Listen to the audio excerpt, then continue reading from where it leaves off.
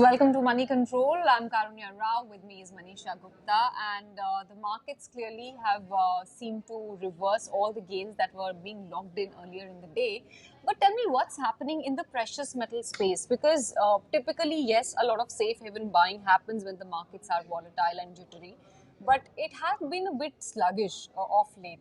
What has caused this bounce back? Well, absolutely a disappointment, really, when you look at the last 1 year for the gold bulls, because you had a war raging. You had inflation at 30-year highs in the global markets, 40-year highs in the US markets. You would imagine that gold would be a place of choice here, but that wasn't the case because all the safe haven buying actually went in for dollar index, where we saw 20-year highs coming in. Now, finally, when the US Fed is looking to contain inflation and aggressive rate hikes is what we are seeing, not just from the US but other global central banks as well. The expectation is that you could be looking at inflation peaking off in the next 3 or 4 months, and these aggressive rate hikes will start to take impact after that sometime. So you have seen dollar decline, and that clearly has been one major reason for the gold and silver prices to turn into positive right now. The US Treasury yields also seem to be peaking, and that clearly has been supportive. So, well, yes, which was a disappointment until last year, seems to be fast changing, because in this year until now, we are in the positive for gold, not so much for silver. But if you look at the last year as well, the lows were at around 1677. So at around 1810, we are in the positive by 9% when you look at the global markets. In the Indian context as well, last year's low was 44,000 rupees per 10 grams. So we're holding 50,000 there as well. So if you bought gold last year, you are still in the money, and the markets do believe that the gold prices will continue to gradually gain from here. So there are enough triggers in place to see an upward momentum continue in gold and silver?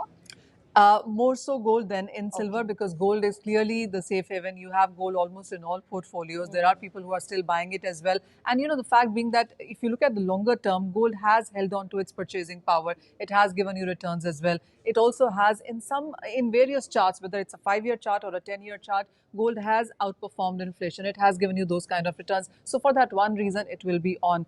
In case of silver, well, when gold goes down, silver actually falls down. It collapses, is what we've seen this year as well. So on a weekly, monthly, yearly basis as well, silver is trading in the negative right now, with the expectations that we might be looking at $20 breaching on the lower side at some point in as well. So that's not such a great thing to look at on charts. We are holding around 21, 22 right now. Another couple of dollars can see a decline from here, but those would be good levels to buy then once we've seen that kind of correction, and gold and silver prices can go up to $25, $28 in the next couple of years. So those who perhaps clearly those who bought last year are still in the money. They are. But those who missed the bus, can they still buy at these levels, or should they wait for some temporary cooling off? So we will see those very volatile moves continuing in case of gold and silver. Remember, we've been talking on when the gold started, when this whole bullishness in commodities and asset classes started. It was gold which actually saw the first mover advantage there. We saw 2080 onto that one, and since then we saw 1680 on the lower side as well,